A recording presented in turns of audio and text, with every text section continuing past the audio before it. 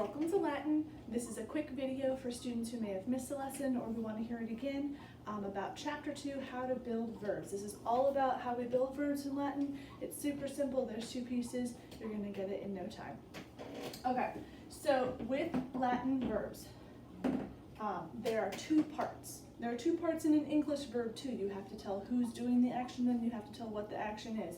I run, he swims, we go to the store. Okay, all of those things have someone telling you who's doing the action, how many there are, and also what the action is. Latin verbs are the same, they just do it a different way. All Latin verbs have a verb stem. The verb stem tells you the action that's being done. These cards here that I'm using are from the manipulatives template that I loaded onto ClassReach. You're welcome to use that. These are those same ones, just so you know what they look like. Super helpful. All of these verbs come from the verb stem. The verb stem, if you want to know where that's from the second form. When we learned our verbs, we learned narro, narrare. Narrare, dare, amare, intrare, laborare. Those are called the infinitive, the to form of the verb. To tell, to give, to love, to enter, to work. When we want to use them in a sentence to talk about someone doing these things, we take the re off, and what we're left with is called the verb stem. Narra, da, ama, intra, labora. Those are the first part of a Latin verb. You have to know what the action is. The second part of a Latin verb is called the personal ending. So the personal endings go in this chart. We've talked about this chart for the last 3 weeks in Latin class, but I'll give you a quick rundown here. In English, we have personal pronouns. I, you, he, she, it, we, y'all, they. They go by first, second, and third person. So first person is I, when it's talking about the speaker. So I went to the beach. I made a new friend. We went wakeboarding. When you're talking about yourself, when you are doing the action in the sentence, I, that's first person. An example of this in literature would be a journal entry. Second person, number 2 is you. So second person is the person to whom the speech is being addressed, the person being addressed. A good example of this would be if I wrote down instructions. You will need pencil and paper. You need to do chapter 3 workbook page this week, something like that. Instructions are written to. The subject of the verb is the person being spoken to. This can be singular, you, or it can be plural. You, plural, y'all. If you're in the South, I use y'all just to save time and to make it super clear who we're talking about. Third person, he, she, it. Third person means it's not me and it's not you. It's someone else. An example of this in literature would be a newspaper article. Newspaper articles are always written in third person. Mr. Smith went outside. A giant sinkhole appeared in his yard, something like that. Third person means not you, not me, but someone else. So he, she, it, or if it's more than one person, they.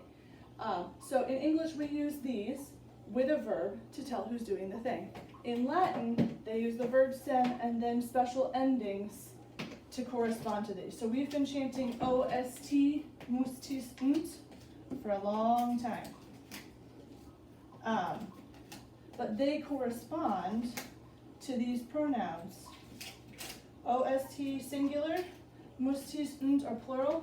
O is the I ending.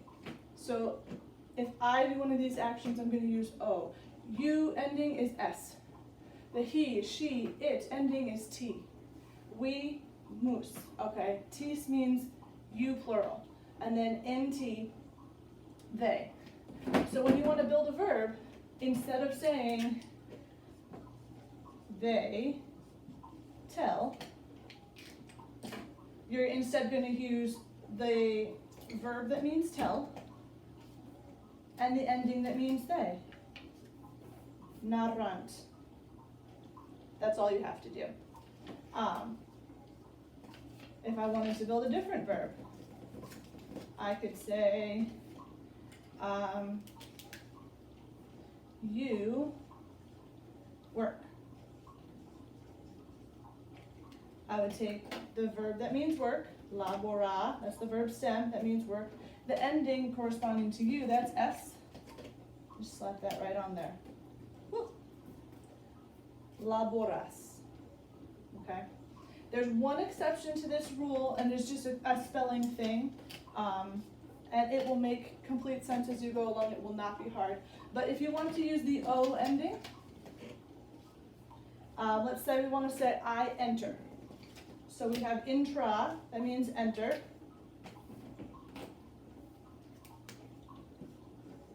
And then we have the O ending. It would help if I could spell. The O ending, that means I. In Latin, you don't want to have intra-O. That's hard to say, and it sounds silly.